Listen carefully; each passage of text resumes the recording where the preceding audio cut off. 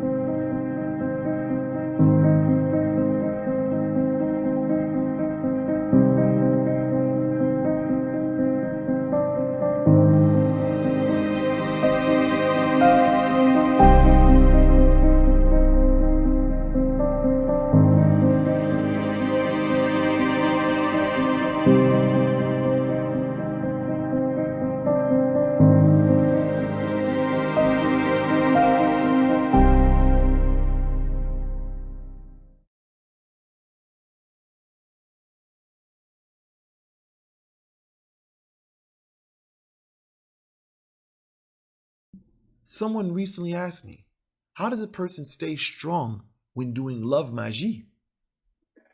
Especially if they're looking at months, they're looking at, time that they have to do before what they desire comes into fruition. This individual recently asked me as well, should they trust their friends? And they also asked me, how do they stop caring? How am I so bold? Here we go. Leonard, qui job pou m'rete jom, man? How do I stay firm? See, the problem lies in your ignorance because you do not understand the power which you possess. You look at tools and you say to yourself, what is this?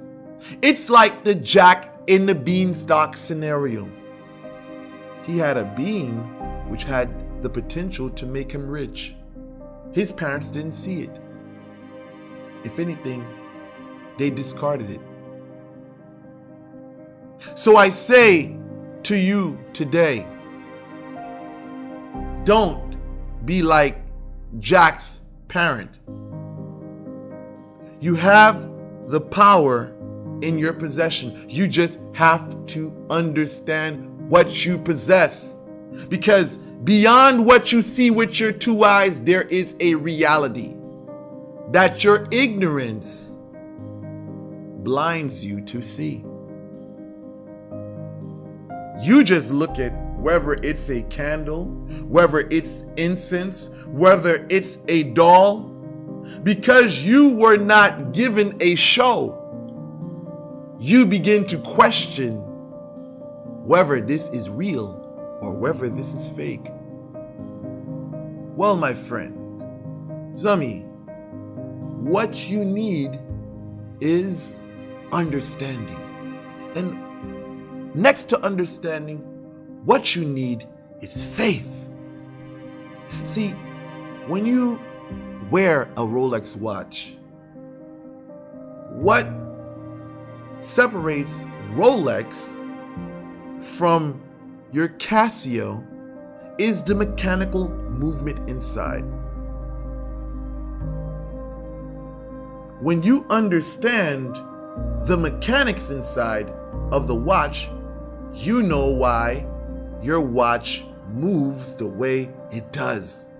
You have a sweeping hand, not a ticking hand. Excuse me, a jumping hand. Same thing with magie. When you understand what you're doing, it takes a lot of doubt away from you. When you do A, B, understand the result shall be C. Now, I want to say Faith is the substance of things hoped for and the evidence of things not seen. See, if you do not have understanding, then faith could be a possible substitute. Because when you are one with the Spirit, even if you don't know how things work, your spirit is going to guide you through the process to the point where your logical mind says, I don't care, or I may not know how I'm going to get from point A to point B. I just know I'm going to get there. When you believe in the process, you don't even need the manual. You're like a hands-on handyman. He puts things together not because he needs to open up the instruction book. He's just so handy. He's so confident in what he does. He just says, give it to me, I'll figure it out. This is how faith moves people. Another thing, you have to embrace pain. When I was young, I was very scary. What made me tough was my conditioning. My mother prepared me for a very ugly world.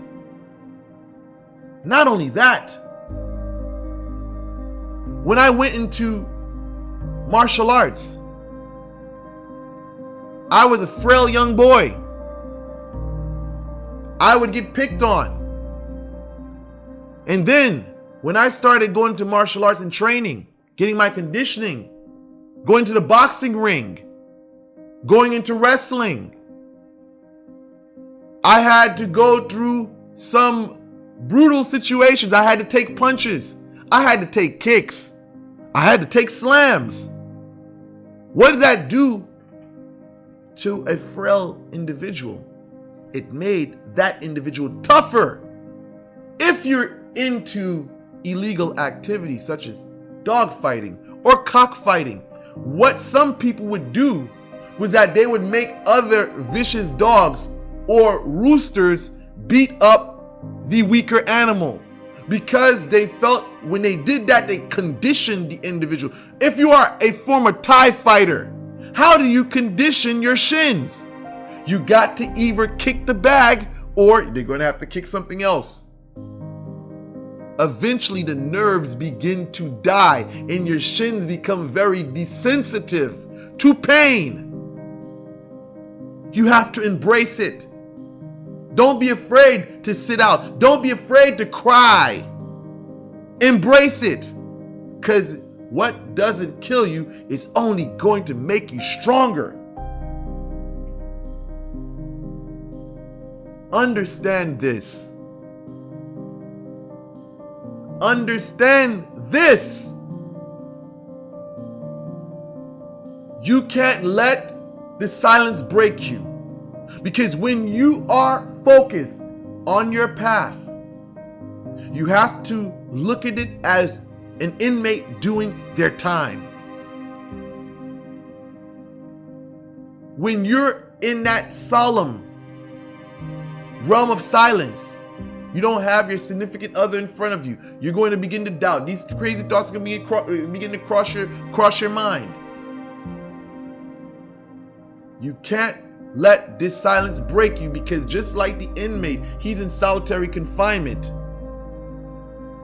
The CO is hoping that the silence breaks this individual. You have to be like that inmate that says, I'm not going to let nothing break me or change me. When you're waiting patiently, you can't allow the silence to get to you. What do I mean by this? The silence gets to you. What do? You reach out. You do everything that you're not supposed to do. You're there to sit back and let things come to you. You have to be as patient as a spider. A spider, most spiders don't really venture out. Let's just say the black widow. They create their nest and they allow their food to come to them. But when you're in that state of confinement, many people's patience run dry. And this is when they do the opposite, and they go outside of their confinement only to find rejection and only for them to have regret for their actions later down the line. You can't let the silence break you. Embrace the pain. Gain understanding. Let faith guide you. If you don't have faith, you need to basically watch things about faith. Sometimes you may need to look at testimonials that I got up to give you a little hope